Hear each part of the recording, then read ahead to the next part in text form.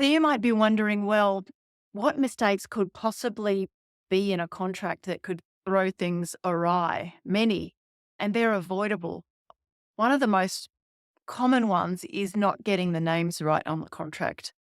And believe it or not, it's very important.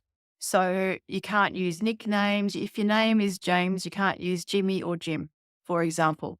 If your surname is a double-barreled surname with a hyphen, but everyone just uses the first part, that's not good enough. Whatever's on your Medicare card isn't necessarily what's on your passport.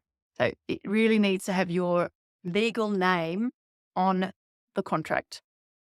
And so that's important. That's an avoidable mistake. Another avoidable mistake is missing deadlines.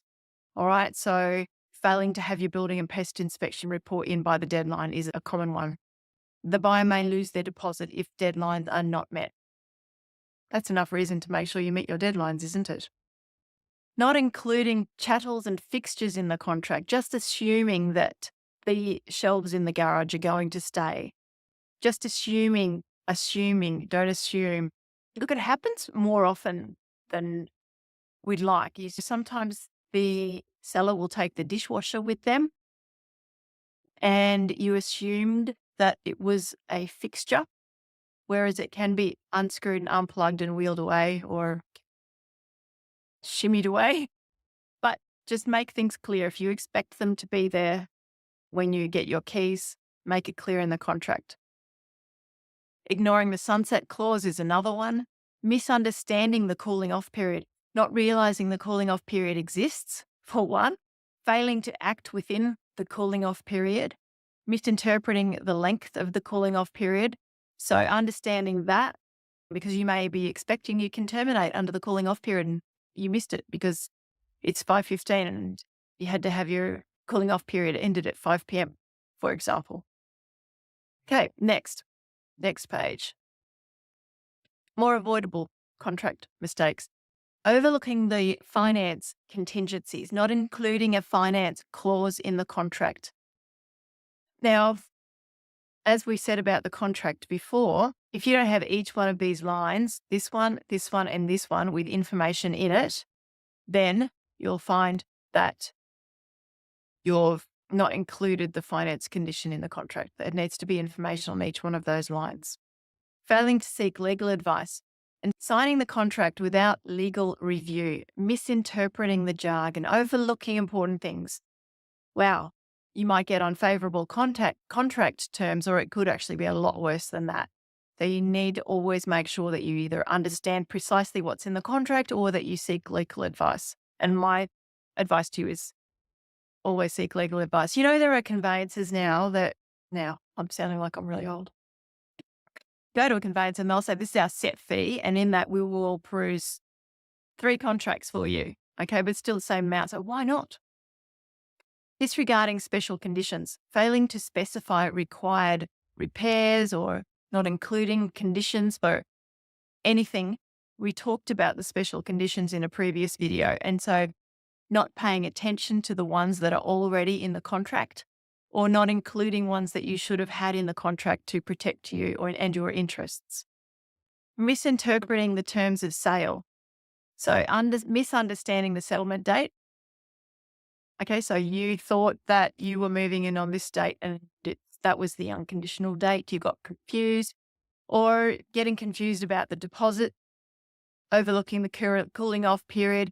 So misunderstanding the inclusions and exclusions. And make sure we understand the terms of sale. Failing to include the annexures. Remember that contract we showed you earlier had annexures in it. Making sure that that information is included in the contract. If in doubt, obviously your conveyancer is your best friend in this situation, clearly. Please don't ask me about contracts when we have our coaching call. Not my job, because I don't want to misguide you in the slightest. That's what they're for. I can give you general information, but that's all. Overlooking title issues, okay? Not verifying the property's title. We talked about that before. When you open up a contract and you're looking at the front page of that contract the second page, and we're looking at the title reference number here, the sales agent may have put that incorrectly, in which case you've just bought somebody else's land. It's not that stupid. It's not that funny. Okay? Let me read what's written here. Not verifying the property's title, overlooking easements and encumbrances, ignoring boundary disputes, failing to check for outstanding mortgages or liens. Problems cause legal disputes over property ownership. Right. There's more avoidable contract mistakes. Incorrect deposit handling. Okay. So not paying the deposit on time and paying the wrong deposit amount. Failing to provide proof of payment and not understanding the refund conditions. Okay. So yeah, I mean, you might not get all your deposit back. Just understand that inadequate insurance coverage. Okay.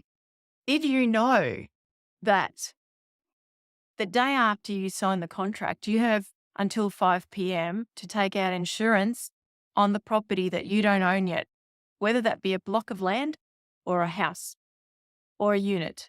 If something happens and there's an insurance claim that needs to be processed, if you're not insured, that's a really big problem for you. I'm talking about if it's a block of land and there's a tree on your block of land, and in Cyclone Alfred, for example, that tree fell on and crushed someone's house and you don't have insurance on that block of land, that's going to be a legal situation for you.